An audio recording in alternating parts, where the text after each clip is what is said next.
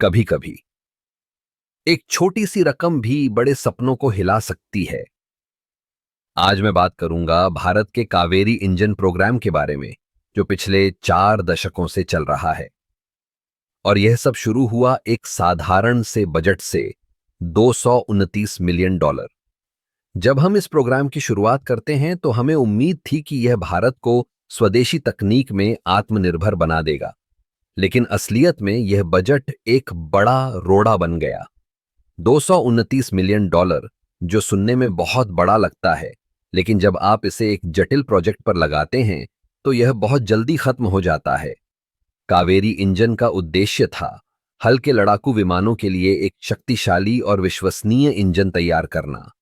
लेकिन इस प्रोजेक्ट में तकनीकी चुनौतियां, रिसर्च और डेवलपमेंट की लागत और समय की कमी ने इसे एक कठिनाई में बदल दिया।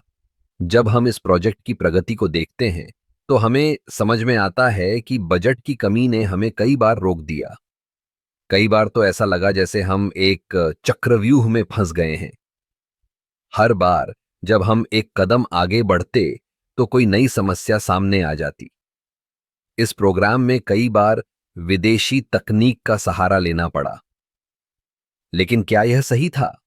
क्या हमें अपने संसाधनों पर भरोसा नहीं करना चाहिए था? यह सवाल हमेशा हमारे सामने रहा। कावेरी इंजन की विकास यात्रा में कई बार हमें आलोचना का सामना करना पड़ा। कई विशेषज्ञों ने कहा कि यह प्रोजेक्ट समय और पैसे की बर्बादी है।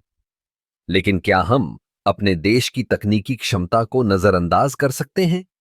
इस प्रोजेक्ट ने हमें यह सिखाया कि आत्मनिर्भरता सिर्फ एक शब्द नहीं है, बल्कि इसके लिए ठोस प्रयास और सही संसाधनों की जरूरत होती है।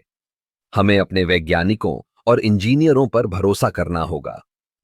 आज जब हम कावेरी इंजन के भविष्य की बात करते हैं तो हमें यह समझना होगा कि यह सिर्फ एक इंजन नहीं है, बल्कि यह हमारे देश की तकनीकी पहचान का प्रतीक है। हमें इसे सफल बनाने के लिए और अधिक निवेश और समर्थन की आवश्यकता है। अगर हम सही दिशा में कदम बढ़ाते हैं तो शायद एक दिन हम इस प्रोजेक्ट को सफल बना सकें।